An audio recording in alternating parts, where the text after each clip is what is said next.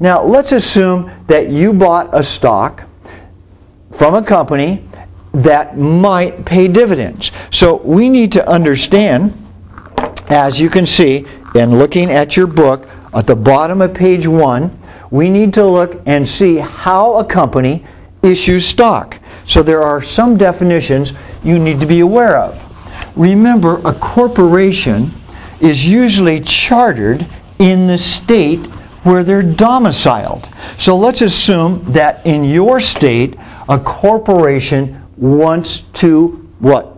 File articles of incorporation. So corporate charter or articles of incorporation, same thing.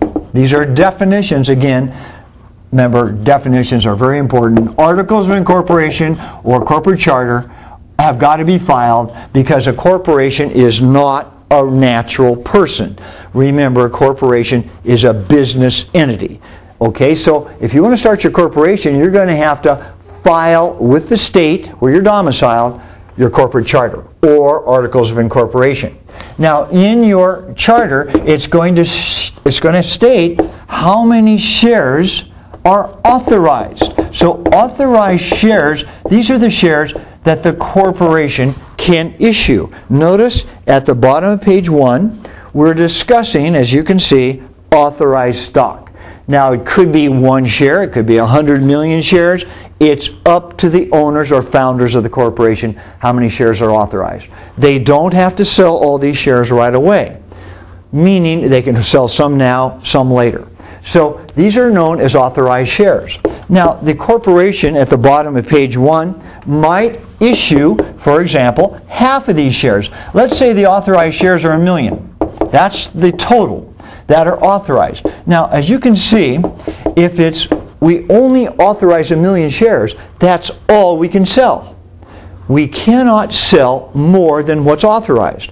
So in my example here, let's put a definition to this. This is called a closed-end capital structure. Closed-end capital structure means, obviously, that we can only sell a fixed number of shares. Closed-end, 1 million. Now, if we want to sell more, if we do, we're going to have to amend the charter. The charter can only be amended with the approval of the shareholders. So that would be something they'd have to vote on. So in my example, we have authorized in the charter 1 million shares. Now the corporation decides to issue 500,000 shares. So those shares are issued shares. So this is just an example. Remember, they could issue all of them, they could issue one of them. But in my example, they issue half. They're going to hold the other shares back and issue those later if they need to. So in my example, they issue 500,000 shares. So this means they're going to issue these to capitalize the company and sell them at the public offering price, which of course is fixed in the offering document or prospectus. Now, some companies, for example, will issue their shares at $20. Remember, public offering price. The public offering price, or POP, is the price these shares are issued at. So we're raising here, in my example, $10 million, aren't we? We're selling 500,000 shares at $20 a share. So what we're going to do then is hold the other shares back for later. But sometimes the corporation will find that their stock goes down in value. Remember, we've got to get some more definitions, don't we?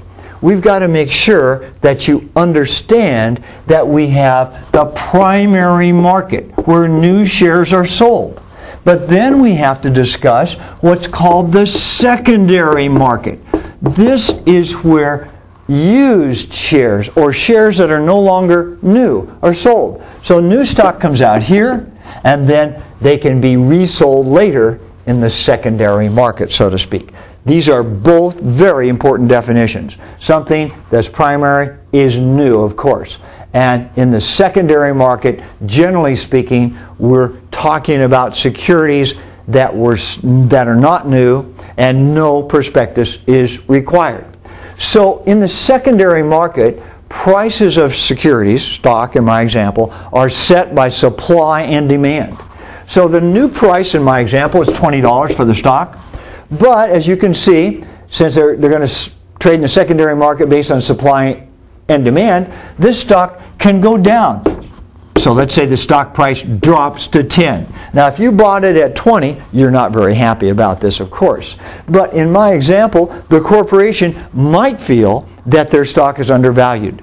So if their stock is selling in the market, this is the market price set by supply and demand, for way less than they think it's worth, the corporation might decide to go into the market and buy back their own stock.